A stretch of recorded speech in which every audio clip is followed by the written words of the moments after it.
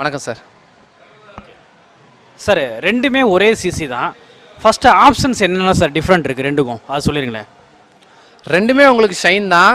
ஷைனில் ஒன்று regular model, அதாவது ஹோண்டாங்கிற product உங்களுக்கு 2000 வந்துக்கிட்டு இருக்கு அப்படின்னாலுமே ஷைனுங்கிறது அப்போ இருந்தே வந்துக்கிட்டு இருந்த மாடல் தான் உங்களுக்கு.